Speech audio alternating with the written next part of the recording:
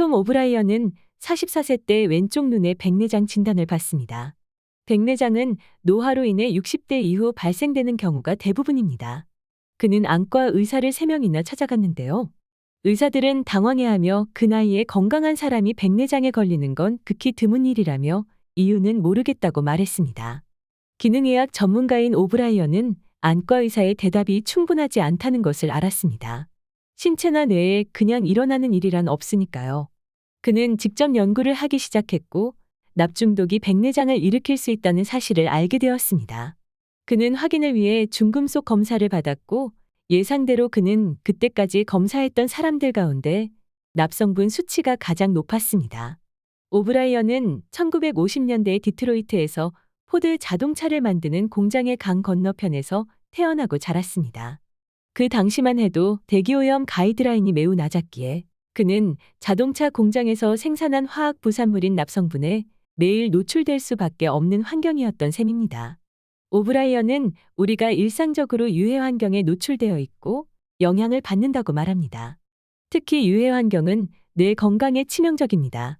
질병이 생기고 나서 약물과 수술로 치료하려는 시도는 구멍이 난 배 안에서 구명조끼를 입는 것과 같습니다. 구명조끼도 필요하지만 어디에서 물이 새는지 왜 구멍이 났는지를 찾아내야 배가 가라앉지 않겠죠. 오브라이언이 쓴 책 당신은 뇌를 고칠 수 있다를 통해 우리 뇌와 신체에 타격을 주는 근본 원인을 찾고 건강한 뇌를 만드는 방법에 대해 알아보려 합니다. 책에서는 뇌에 영향을 주는 4가지 측면을 소개하고 있습니다. 생화학, 관절 구조, 마음가짐, 전자기장인데요. 마음가짐과 척추의 중요성에 대해서는 이전 영상에서 여러 번 소개했기 때문에 오늘은 생화학과 전자기장에 초점을 맞춰보겠습니다. 자가 면역 질환이라고 들어보셨나요? 알츠하이머, 파킨슨, 심혈관 질환, 뇌졸중, 당뇨병, 다발성경화증, 건선, 류머티즘성 관절염, 피부경화증, 치매 등이 이에 해당합니다. 제 주변에도 자가 면역 질환으로 고생하는 분들이 계시는데요. 점점 환자가 많아지는 추세입니다. 자가 면역 질환은 대부분 뇌와 관련이 있습니다. 면역계는 우리 몸을 지키는 군대로 4가지로 구성되어 있습니다. 소화관, 간의 쿠퍼세포, 백혈구 세포, 그리고 뇌 안에 있는 교세포인데요. 교세포는 권총 정도가 아니라 대포 규모의 강력한 면역계입니다. 담배를 피우거나 탄산음료를 줄기차게 마시거나 스트레스가 증가하는 등의 이유로 면역계가 약해지면 대포가 앞으로 나와 항원이라 불리는 독소를 공격합니다. 대포를 빵빵 쏘는 과정에서 염증이 생기는데요. 염증 자체는 우리 몸에 해롭지 않습니다. 독소가 파괴되고 몸의 손상이 복구되면 염증 반응은 가라앉기 때문입니다. 하지만 대포보다 독소 힘이 더 강하면 뇌 안의 염증은 통제에서 벗어나게 됩니다. 저는 가끔 기억력이 예전 같지 않다며 나이 탓으로 돌릴 때가 있는데요. 저자는 40에서 50대의 뇌기능이 떨어지는 것은 정상이 아니라고 말합니다. 몸속 어딘가가 제대로 작동하지 않는다는 신호인 것이지요. 염증은 우리 몸을 보호하기 위해 가끔씩 생겨납니다. 그런데 복싱이나 축구를 하다 종종 머리에 타격을 입는다면 염증 스위치는 계속 켜져 있게 됩니다. 염증 스위치는 밀가루나 유제품 같이 몸에서 과민하게 반응하는 음식을 먹을 때도 계속 켜져 있습니다. 저자는 말합니다. 과도한 염증은 건강 사슬에 약한 고리, 즉 신체나 뇌에서 가장 먼저 또는 가장 자주 문제가 생기는 부위에 영향을 미친다. 당신의 약한 고리는 관절통이나 주의력 부족이나 피로감일 수 있다. 약한 고리가 갑상선이라면 몸이 늘 차거나 체중 감량에 어려움을 겪기 쉽다. 약한 고리가 간이라면 전보다 술에 더 약해졌다고 느낄 수 있다. 글루텐 과민성이 있다면 만성 변비에 걸릴 수 있다. 어떤 사람은 간질환이나 여드름이 생길 수 있고 어떤 사람은 주의력 결핍 장애가 나타날 수도 있다.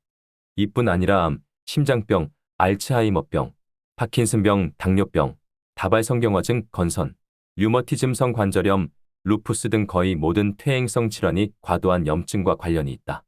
만약 약한 고리가 뇌라면 염증이 뇌 기능을 손상시켜 두통, 기억상실, 발작 불안, 우울증, 조현병이 나타날 수 있다.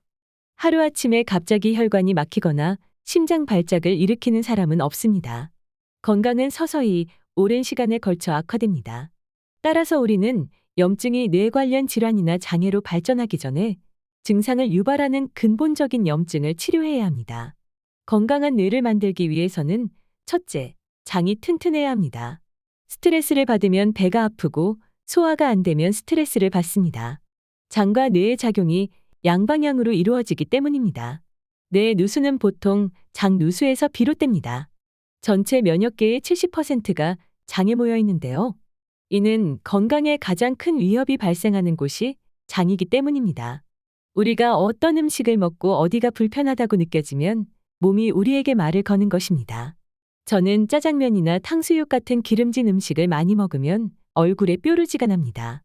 뾰루지라는 염증이 저에게 경고 메시지를 던져주는 것이지요. 켈리라는 소녀가 있었습니다. 그녀는 14살 때 뇌기능장애 증상을 보이기 시작했는데요. 점점 짜증이 늘고 두통과 집중력 장애를 겪었습니다. 4개월이 지나자 증상은 더욱 악화되었고 수면 장애, 울음, 무기력증을 겪었습니다. 결국 켈리는 정신과에서 항정신병 약물을 처방받게 됩니다. 그러나 체중 감소, 복부 팽창, 심한 변비가 계속되었고 병원에서는 각종 검사를 실시했지만 모든 결과가 정상 범위로 나왔습니다. 몇 달 후 켈리는 파스타를 먹고 나서 아무 이유 없이 울기 시작했고 정신병원에도 입원하게 됩니다. 1년 후 켈리의 상태는 더욱 나빠졌고 더 강력한 항정신병 약물이 처방되었지만 그녀의 정신병 증상은 계속되었습니다. 1년 만에 켈리는 체중이 15%가 줄어 영양사와 식이요법을 상의해야 했는데요. 영양사는 켈리의 소화 장애를 고려하여 글루텐 프리 식단을 처방합니다.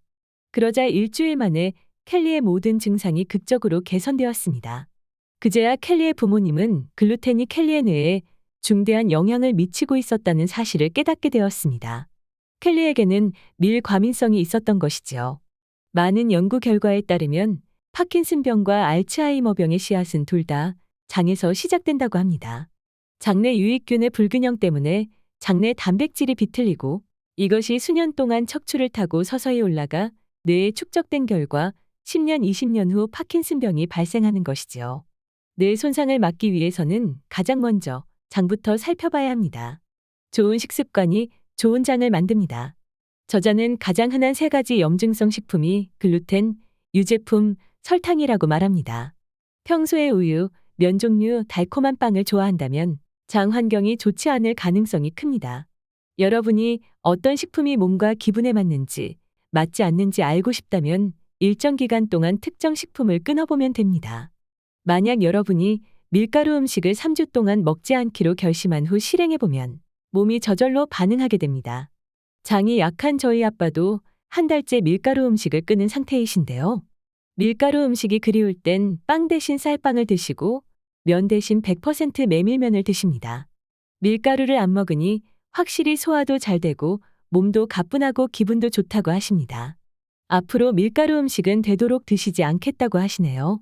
둘째, 뇌를 지키기 위해서는 유독한 환경을 바꿔야 합니다. 28세 여성인 사비나는 자가 면역 질환인 괴사성 근막염이라는 진단을 받습니다. 살 파먹는 박테리아로 불리는 이 특수한 병은 진행 속도가 빠르고 급성 사망률이 매우 높습니다.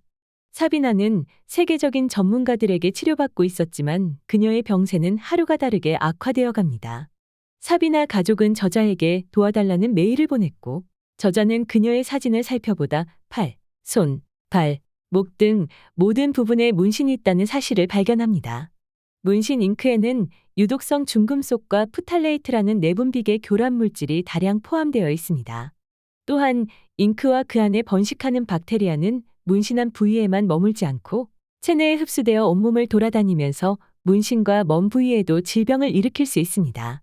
하지만 사비나는 스테로이드와 화학요법만 처방받을 뿐 세균이나 독성 화학 물질에 대한 면역 반응 검사를 받지 않은 상태였죠. 저자는 즉시 중금속과 프탈레이트 독성 박테리아 검사를 받아보라는 메일을 보냈으나 사비나가 너무 아파 의사를 찾아갈 수도 없는 상태가 되었다는 답장을 받았다고 합니다. 우리 조상들은 오래전에 벌레, 기생충, 바이러스, 곰팡이, 균류로부터 싸워왔습니다. 그게 다였지요. 우리 몸을 보호하는 면역계는 수천 년 전 우리 조상을 보호하던 면역계와 똑같습니다. 그런데 문제는 우리 면역계가 과거에 사용하던 적은 탄약으로 온갖 새로운 독소와 싸워야 한다는 데 있습니다. 수은, 납, 비스페놀 A, 발암물질 등 환경오염물질이 너무 많습니다.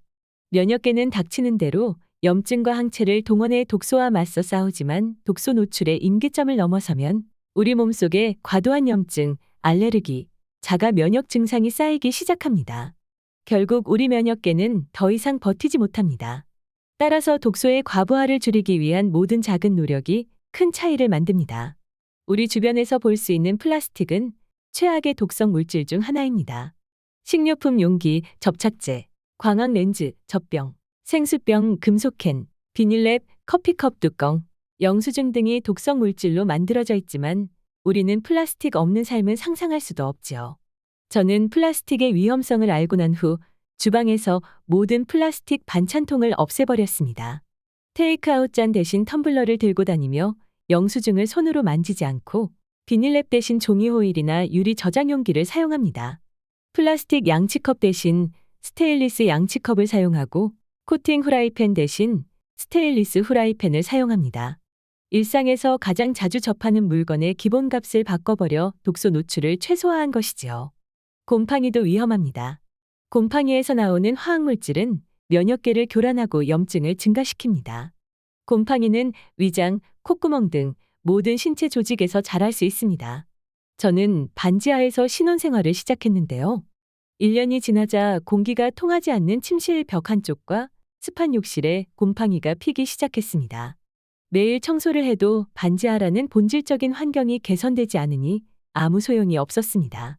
몇 년간 곰팡이를 들이마셔야 했죠. 곰팡이는 양탄자 및 환기구 안, 욕실 구석, 물기가 있는 주방, 벽 뒤쪽에 서식합니다. 음식에도 곰팡이가 피기도 합니다. 곰팡이 독소는 뇌에 악영향을 주기 때문에 집안 구석구석을 잘 환기시켜주고 장마철에 곰팡이가 피지 않도록 잘 관리해야 합니다. 우리 몸을 깨끗하게 해주는 제품들도 조심해야 합니다. 대부분의 비누, 매니큐어, 샴푸, 헤어스프레이, 자외선 차단제에는 독성이 들어 있습니다. 소독제, 주방용 세제, 락스, 섬유유연제 등 가정용 청소용품도 마찬가지입니다. 저는 유독한 청소용품 대신 과탄산수소, 베이킹소다, 구연산, 커피가루만을 사용해 집안 청소를 합니다. 베이킹소다는 스테인레스 냄비 찌든 때, 개수대, 화장실을 청소할 때 사용합니다. 섬유유연제, 욕조와 변기 청소, 린스를 대신하여 구연산을 사용하고 세탁세제 대신 과탄산수소를 넣습니다. 퐁퐁 대신 커피를 내리고 모아놓은 커피가루로 기름기를 씻어냅니다. 10년 넘게 실천하고 있는데 환경도 보호하고 내 몸도 지키고 돈도 아낄 수 있는 좋은 방법이라고 생각합니다. 셋째, 건강한 뇌를 만들기 위해서는 전자기장을 조심해야 합니다. 모든 전원에서 방출되는 전자기방사선은 주변 지역을 투과하며 전자기장을 형성합니다. 전등 불빛은 공기나 물은 투과할 수 있어도 벽돌이나 금속판은 투과할 수 없고 인간의 살 속으로 깊이 투과하지는 못합니다. 하지만 전자기방사선은 쉽게 인체를 투과하죠. 불안, 집중곤란, 우울증, 피로, 두통, 기억력 손상, 메스꺼움, 가슴 두근거림 등은 과도한 전자기장 노출로 나타나는 일반적인 증상입니다. 영국 왕립의학회 연구 결과에 따르면 어린이와 청소년이 휴대전화를 사용할 경우 뇌종양에 걸릴 확률은 500% 더 높다고 합니다. 아이들의 두개골이 성인의 두개골보다 훨씬 얇아 여과 기능이 떨어지기 때문입니다. 남성의 경우 휴대전화를 사용하면 정자의 운동성과 기능이 저하될 뿐 아니라 DNA도 손상됩니다. 하지만 우리는 이미 전자기장의 웅덩이에 빠져버렸습니다. 컴퓨터, 휴대전화, 노트북이 우리를 장악하고 있습니다. 그것뿐인가요? 자동차, 전자기기, 전자레인지, 라디오, 무선 게임 콘솔, 송전탑, 오토바이, 웨어러블 성능 추적기 등 전자기장이 우리를 둘러싸고 있습니다. 이미 웅덩이에 빠졌기에 집에서라도 전자기장 노출을 최소화하도록 노력해야 합니다. 평소 휴대전화를 셔츠 주머니, 바지 주머니에 넣지 않도록 조심해야 합니다. 다행히 휴대전화를 몸에서 2.5cm 떨어진 곳에 두면 전자기 투과력이 66% 감소한다고 합니다. 휴대전화에 보호용 커버를 씌우고 유선 헤드셋을 사용합니다. 특히 잠잘 때는 핸드폰을 몸에서 멀리 두어야 합니다. 침실에서만이라도 전자기장 노출이 일어나지 않으면 건강에 큰 도움이 됩니다. 뇌에 영향을 미치는 수많은 질병이 있습니다. 어떤 병도 단 하나의 요인으로만 발생되지 않고 단 하나의 치료법으로만 고칠 수도 없습니다. 나는 병에 걸리지 않겠지 하는 안일한 생각으로 살아가기에는 이 세상 환경이 너무 오염되었습니다. 아무 생각 없이 살다가는 10년 후, 20년 후 우리에게 질병이 생길 가능성이 많습니다. 우리 자신이 적극적으로 나서서 일상의 기본값을 바꿔야 합니다. 건강한 뇌와 신체를 유지하려면 장을 튼튼하게 만들어야 합니다. 유독한 환경을 바꿔야 합니다. 전자기장을 조심해야 합니다. 이 세 가지를 기억한다면 우리는 한결 편안한 마음으로 미래를 기대할 수 있을 것입니다. 오늘 한 권의 책은 당신은 뇌를 고칠 수 있다였습니다. 구독하시면 좋은 책을 추천받으실 수 있습니다. 작가 이하림이었습니다. 감사합니다.